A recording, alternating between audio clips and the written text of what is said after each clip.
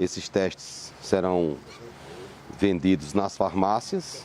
As farmácias têm cada uma um responsável técnico e a farmácia que vende deve orientar o seu cliente a realizar os testes.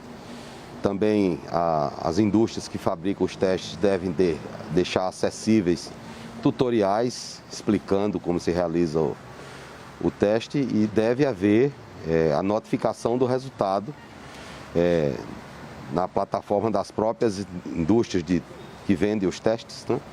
E as farmácias são responsáveis por essa notificação, como tem feito. Responsabilidade também. Sim, o objetivo é ampliar o acesso ao diagnóstico, né?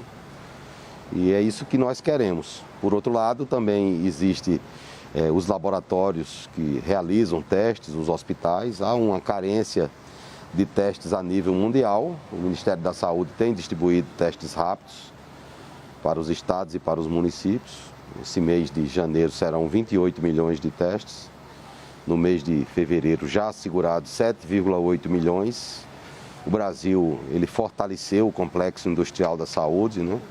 A Fiocruz já produz vacina com IFA nacional, já foi aprovado pela agência regulatória. Agora no mês de fevereiro serão distribuídas as vacinas com IFA nacional e também já produz testes, né? Eu diria que já há um legado importante da pandemia, o fortalecimento do complexo econômico industrial da saúde, que tem sido um dos pontos que o presidente Jair Bolsonaro tem enfatizado, né, a necessidade de fortalecer o nosso complexo industrial da saúde para diminuir a dependência do nosso país das importações nessa área que é uma área estratégica para o Brasil e para todos os brasileiros. E, ministro, quais confirmou 30 milhões de doses?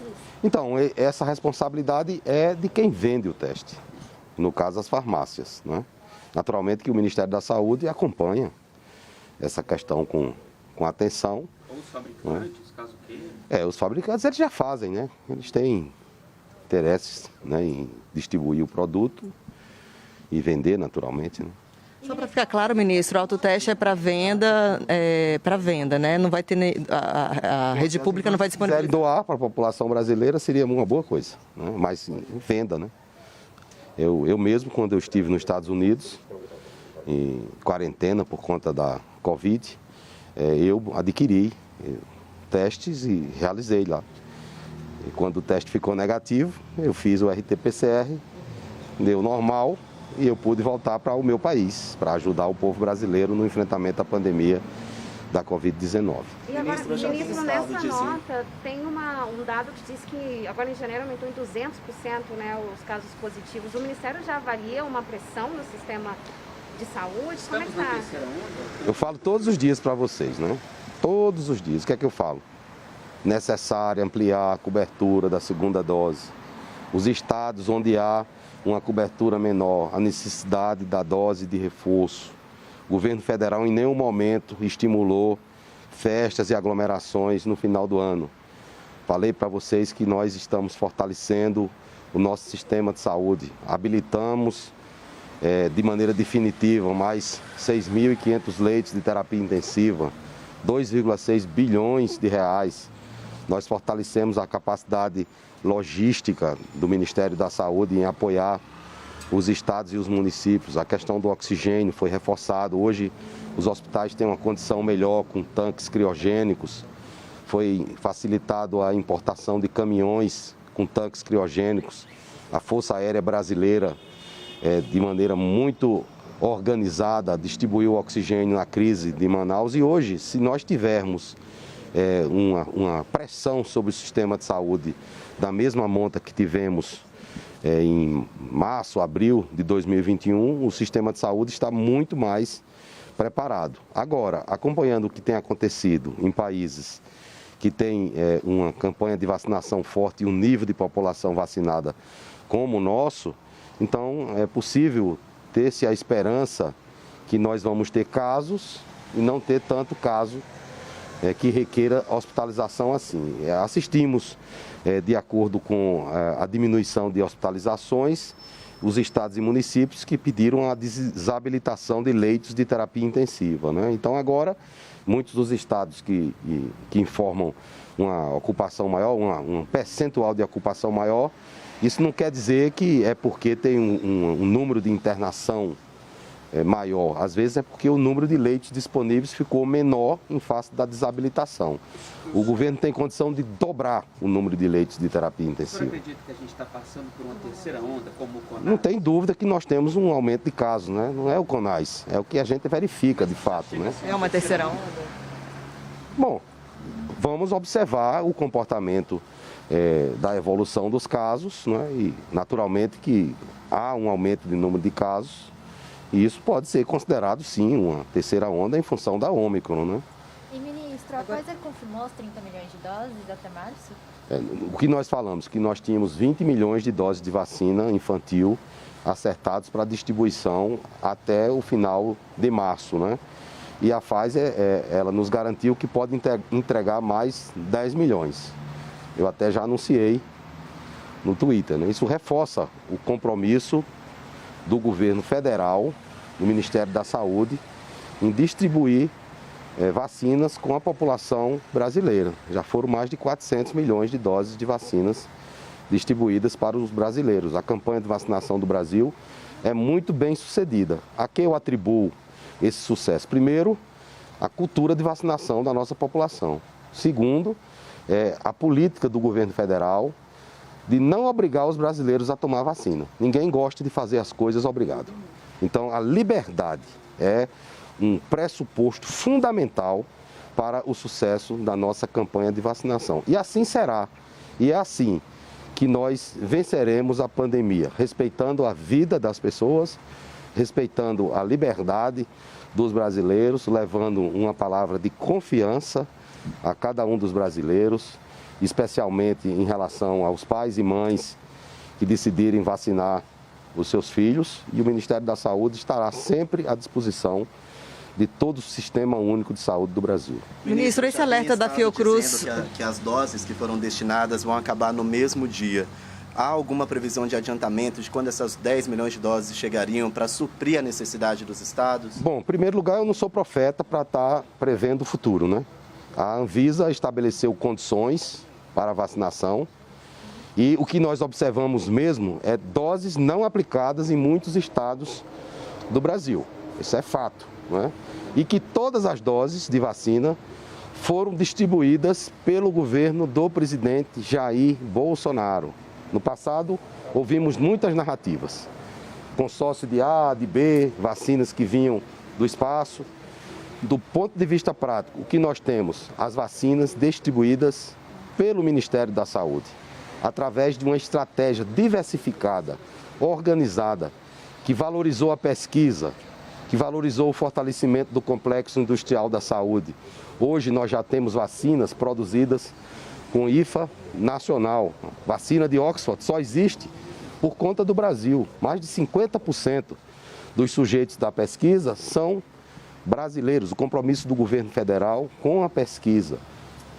Cerca de 2 bilhões de reais envolvidos na transferência de tecnologia, fortalecimento do complexo industrial de Biomanguinhos, com vacinas muito efetivas e muito custo-efetivas.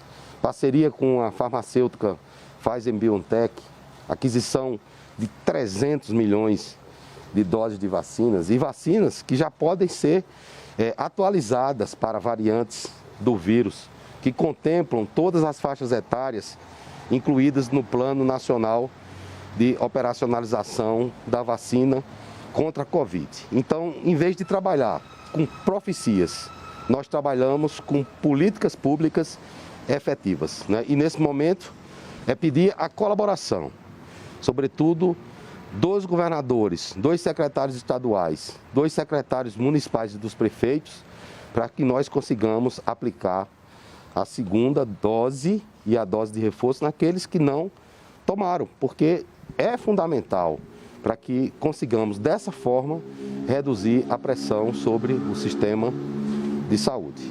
Ministro, essa pressão que, inclusive, a Fiocruz relatou que tem 10 estados já em situação acima de 60% de ocupação dos leitos. O senhor acredita que seja mais por conta dos leitos, número de leitos que está menor em relação ao ano passado, mas há alguma estratégia, alguma coordenação nacional mapeando algum tipo de gargalo nesses locais? Então, nós acompanhamos todos os dias a situação de todos os estados do Brasil, né? Os estados onde nós temos uma preocupação especial são os estados da região norte, especialmente o Pará, Pernambuco, Tocantins. Foram desabilitados os leitos porque não havia necessidade naquele momento, porque os leitos de UTI não estavam mais ocupados por pacientes com Covid. Atualmente nós temos uma pressão sobre o sistema de saúde decorrente da H3N2, que leva também a quadros de síndromes respiratórias agudas, inclusive em pessoas idosas, né? E temos também casos de Covid, né? Precisamos observar mais nas próximas 3 semanas como é a evolução desses casos da Ômicron, sobretudo em não vacinados, e se a pressão é uma pressão maior que justifique uma nova habilitação de leitos. Eu já disse aqui e repito, se for necessário dobrar o número de leitos de UTI, hoje nós temos a capacidade, porque no passado o que nós tínhamos? Qual foi o sistema de saúde que o governo do presidente Bolsonaro recebeu? Fecharam 40 mil leitos hospitalares. O governo teve que se esforçar bastante para a aquisição de respiradores artificiais. Nós distribuímos respiradores para estados e municípios, né? Os respiradores que foram distribuídos pelo governo Bolsonaro não são respiradores virtuais, eles são reais. Então eles estão lá à disposição da população brasileira. Monitores, leitos. Vocês podem andar pelo Brasil. Eu ando pelo Brasil, eu conheço o Brasil. Já visitei diversas cidades desse país e vi que o sistema de saúde está mais forte, né? Então nós temos uma segurança que o nosso sistema de saúde dará as respostas. Os profissionais de saúde, que são um ativo precioso, eu aproveito a oportunidade para agradecer a todos eles que se dedicam bastante, aos fisioterapeutas, aos enfermeiros, aos médicos. Hoje eles estão muito mais qualificados para enfrentar uma pressão maior sobre o nosso sistema de saúde. Então, eu disse quando a Ômicron surgiu na região da África, que era uma variante de preocupação, não era uma variante de desespero. Por que eu falei que não é uma variante de desespero? Porque o Brasil dispõe do Sistema Único de Saúde, 48 mil unidades básicas de saúde, 53 mil equipes de saúde da família, 43 mil leitos de terapia intensiva que podem ser rapidamente habilitados. Então, passar à população brasileira uma mensagem de confiança e de esperança que juntos nós possamos vencer o nosso único inimigo, que é o novo coronavírus. O senhor falou em 3 semanas aí de observação. O Ministério acredita que dentro desse período vai acontecer o pico da Ômicron? O que vocês estão observando? Então, nós observamos o que acontece dos outros países, né? Vocês, inclusive, têm noticiado. Então, vamos esperar, né? Não vamos aqui... Mas por que 3 semanas? Só para ficar claro. Então, começa a ter o diagnóstico. 3 semanas depois, há uma pressão maior sobre o sistema de saúde, sobre os hospitais em relação a internações. E os óbitos começam a acontecer depois, não é? Então, é por isso que nós temos que ficar vigilantes em relação a qualquer variante do vírus. Já houve várias variantes. A que nos causou mais problema, qual foi? Não, foi a gama, foi a que foi identificada aqui no próprio Brasil. Então hoje nós temos uma população que foi muito exposta ao vírus, notificados mais de 22 milhões de casos, né? Nós temos uma população que também foi vacinada, nós temos 20 milhões de doses distribuídas de reforço. Então, eu espero que com tudo isso nós consigamos ter um desfecho melhor, pelo menos em relação a uma pressão menor sobre o sistema de saúde e que o número de pessoas que faleçam dessa doença não seja grande, né? Que a gente consiga sair desse quadro pandêmico num curto espaço de tempo. O recado para a população é que ela se vacine, ministro? Nós já falamos isso de maneira reiterada, né? Então, e a população ela tem nos ajudado bastante, né? O brasileiro tem buscado a sala de vacinação. Eu tenho recebido notícias que tem aumentado a aplicação da dose de reforço, né? Eu recebi notícias da cidade de Manaus, que as pessoas inclusive estão se vacinando no shopping, enfim, uma corrente de todos os brasileiros para vencer a pandemia da Covid-19. Hoje em São Paulo o senhor disse que a vacina para criança ela é segura.